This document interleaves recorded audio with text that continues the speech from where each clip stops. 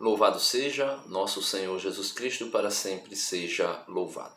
Meu irmão, você que está me escutando, eu peço a você que, principalmente se você é protestante, que escute esse vídeo, se dê ao trabalho, tenha a capacidade de colocar sua paciência em exercício.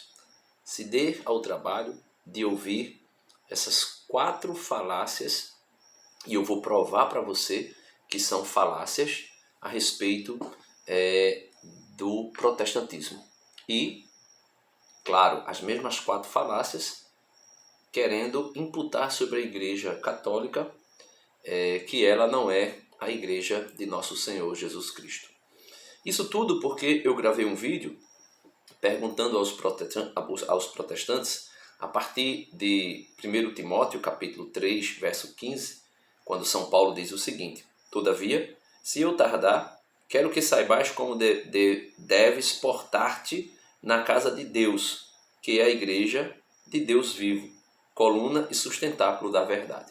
Então eu perguntei, se a Igreja Católica não é essa igreja, coluna e sustentáculo da verdade, qual é a igreja protestante que é coluna e sustentáculo da verdade? E eu dizia, não adianta vir dizer que são todas as igrejas protestantes que formam uma só igreja, que forma a Igreja de Cristo. Porque isso não é verdade. Primeiro que nós sabemos que existe uma diferença imensa de doutrina. Cada igreja protestante tem sua própria doutrina.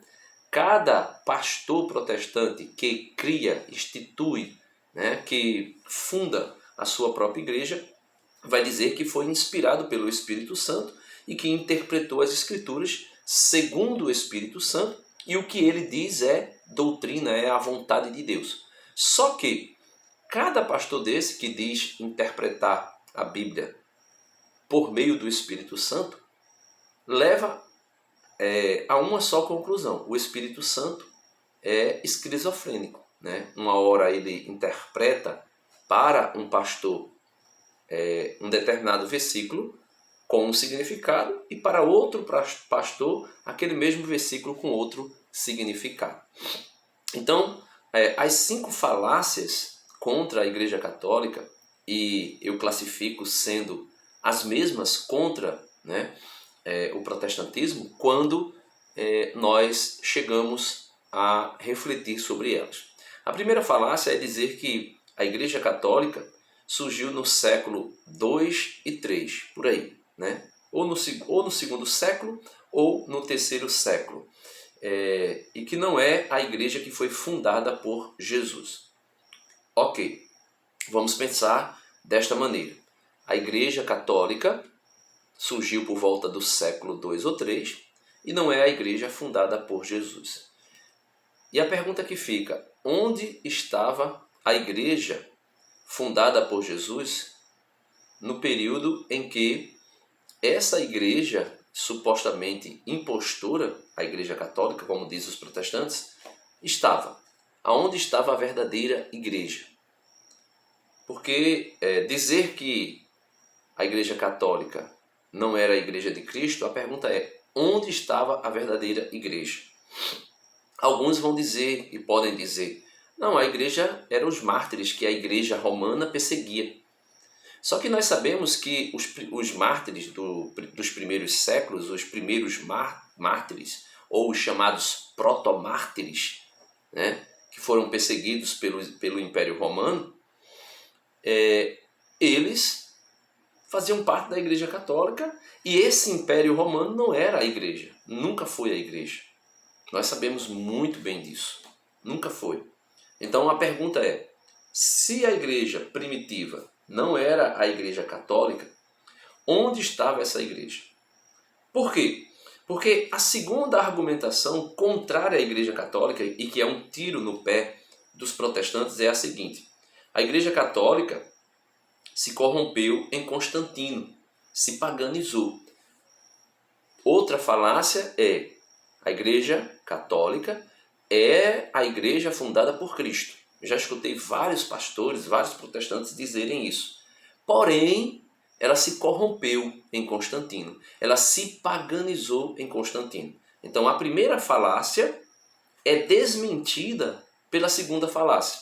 A primeira falácia vai dizer que a Igreja Católica não é a Igreja de Cristo, mas é uma falsa igreja que surgiu no século II ou III. Ali, né, podemos dizer assim, com Constantino. E a segunda falácia vai dizer que a Igreja Católica até era a Igreja de Cristo, mas com Constantino ela foi corrompida e paganizada. Ou seja, se introduziu nela pensamentos, ideias, comportamentos, liturgia pagã.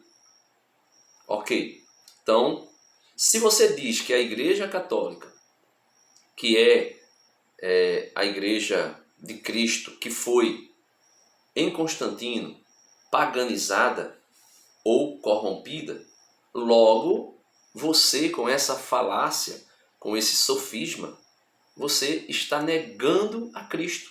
Você está declarando livremente que não crê em Cristo Jesus.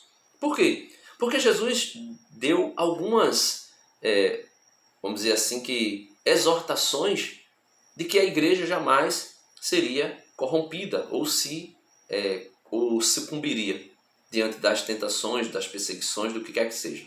Jesus vai dizer: eis que eu estarei convosco todos os dias, até a consumação dos séculos. Se a igreja se corrompeu, logo Cristo abandonou a igreja e não estava mais com a igreja. Jesus vai dizer: eis que eu vos enviarei o Espírito Santo, o Paráclito, e ele vos conduzirá ou vos recordará em toda a verdade. Então, logo, Jesus ou não mandou o Espírito Santo, ou o Espírito Santo, segundo esse pensamento protestante de que a igreja se paganizou, se corrompeu. Foi corrompido, o próprio Espírito. Isso é falácia, isso é impossível.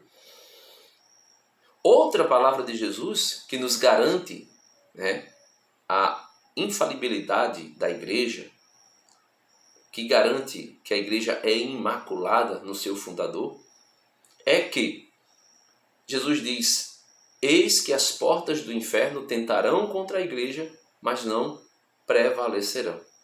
Então, logo nós podemos ver que a igreja católica, que é a igreja de Cristo, segundo os protestantes, alguns deles, mas que se corrompeu ali em Constantino por volta do século III, a gente vê logo que essa falácia é mentirosa, porque senão, do contrário, Cristo haveria falhado em suas promessas. E ele vai dizer que céus e terras passarão, mas as suas palavras jamais passarão. A terceira falácia é a seguinte: Deus levantou Lutero para reformar a igreja. Veja, Deus levantou Lutero para reformar a igreja, sendo Lutero um padre desta falsa igreja que os protestantes dizem. Então veja, Deus levantou Lutero para reformar a igreja. Então, se Deus levantou Lutero para reformar a igreja, nós precisamos entender três coisas importantes. A primeira é que a Igreja Católica é e sempre foi a Igreja de Cristo. A segunda é que, se Deus levantou Lutero para reformar a igreja se corrompeu e logo as palavras de Jesus caem por terra e não são verdadeiras. Então Jesus seria um falso mestre ou um falso Messias, segundo a mentalidade desse povo. E a terceira falácia é: se a Igreja Católica não é a Igreja de Cristo, então Lutero foi levantado por Deus para reformar uma farsa, para reformar uma falsa igreja. Então, logo, o que Lutero reforma não é a igreja, é uma falsa igreja. Dá para entender?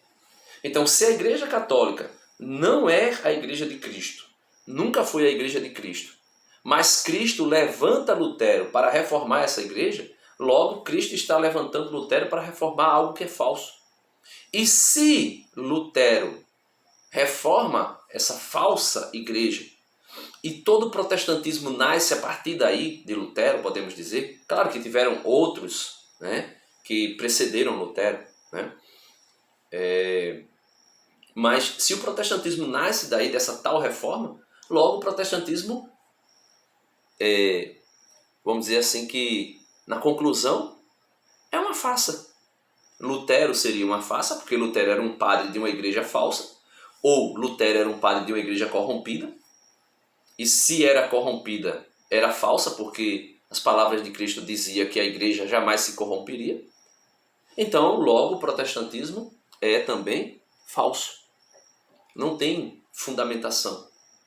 Então, se a igreja católica é falsa, se Deus levanta Lutero para reformar essa igreja católica que é falsa ou que se corrompeu, contradizendo tudo que Jesus falou, que jamais a igreja sucumbiria às tentações de Satanás. Logo, o que sai dela é falso. E o quarto e último argumento, né, que eles dizem é: Lutero trouxe a igreja de volta às Escrituras. Então, como Lutero trouxe a igreja de volta às Escrituras? Fazendo com que cada pessoa pegue a Bíblia e interprete a Bíblia segundo a sua vontade, e aconteça o que nós estamos vendo, essa torre de Babel que está sendo edificada, né, que começou, desculpa aí, se essa torre de Babel que está sendo edificada, que começou com Lutero,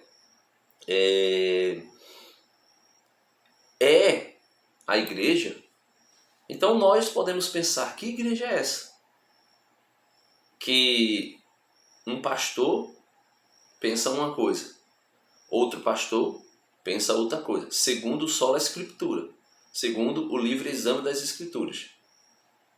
Então um pastor pensa uma coisa, outro pastor pensa outra coisa. Um pastor diz que existe trindade com a Bíblia na mão. Um pastor diz existe a trindade. Outro pastor vai dizer não existe a trindade. A trindade é uma invenção diabólica.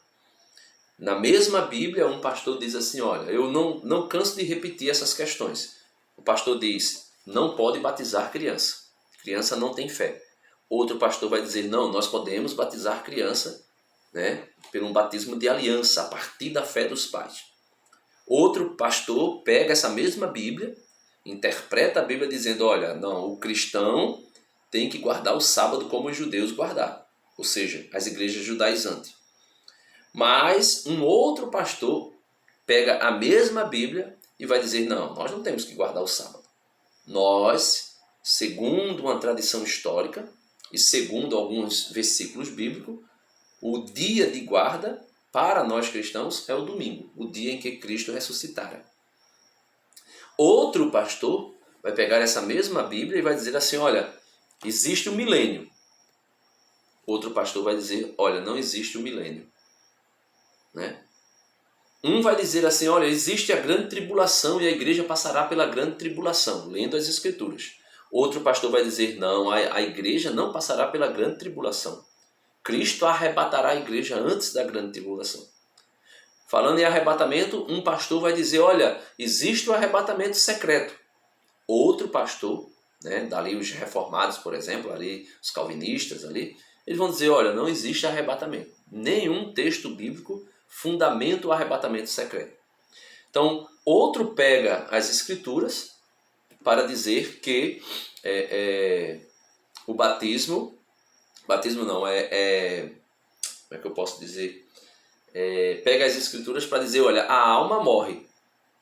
Outros vão pegar a mesma Escritura e vai dizer, não, a alma não morre. Outro vai pegar a Bíblia, a mesma Bíblia, e vai dizer assim, olha, o paraíso é aqui na terra. Outro vai pegar essa mesma Bíblia e vai dizer, olha, não, o paraíso não é aqui na terra. O paraíso é no céu. Outro vai pegar essa mesma Bíblia para dizer que, vamos lá, que os dons espirituais, carismáticos, cessaram, não existe mais. Outros vão dizer que não, que os dons estão em evidências, mais ativos do que nunca. E assim sucessivamente. Ou seja, é uma torre de Babel que está sendo construída, né, que está sendo edificada, e está sendo edificada a partir do chamado livre exame das Escrituras. Então, logo, meus irmãos, nós podemos chegar a uma conclusão, e somente a essa conclusão, que na verdade podemos subdividi-la em dois braços. Se a Igreja Católica não é a Igreja de Cristo, nunca foi, então Lutero foi levantado por Deus para reformar o quê? E se foi a Igreja Católica, se a Igreja Católica foi a Igreja de Cristo, a pergunta é, ela se corrompeu? Se ela se corrompeu, verdadeiramente, as palavras de Cristo era mentirosa. As portas do inferno não tentarão contra ela. Eis que eu estarei convosco todos os dias até a consumação dos séculos. Enviarei a vocês o Paráclito, o defensor, aquele que vos ensinará todas as coisas. Então, se a igreja se corrompeu e precisou de um reformador, logo as palavras de Cristo não são verdadeiras. E, como eu prefiro acreditar em Jesus e nas suas promessas de que as portas do inferno tentariam contra a igreja, mas não prevaleceriam, então logo eu chego à conclusão. A grande farsa na história do cristianismo só pode ser o protestantismo. Deus abençoe você. Espero que você tenha ficado até o final do vídeo e espero também que você reflita sobre essas questões. Não falei de coisas teológicas, falei de coisas lógicas que estão aí acessível na história. Olhemos para o cristianismo de 2000 anos, retrocedendo na história. Hoje existe mais de 90 mil seitas protestantes, igrejas protestantes, cada uma com uma doutrina distinta. Há 100 anos atrás não existia nenhum, vamos dizer assim, 2/3 disso tudo. Há 300 anos atrás, não existia quase protestantismo. E há 500 anos atrás, o protestantismo nem existia. Só existia a Igreja Católica. E voltando um pouco mais, até 1054, só existia a Igreja Católica, porém, os ortodoxos acabam se separando, rompendo com a Igreja. E se você voltar de 1054 para trás, só existia a Igreja Católica. Depois é que vem as igrejas ortodoxas que se separam da Igreja Católica. Depois disso tudo, vem Lutero também para dividir a igreja, fazer o maior racha da história do cristianismo. Então, Deus abençoe você e dá uma curtida no vídeo, se inscreve no canal se você não é inscrito, compartilha esse conteúdo com teus amigos. Amém.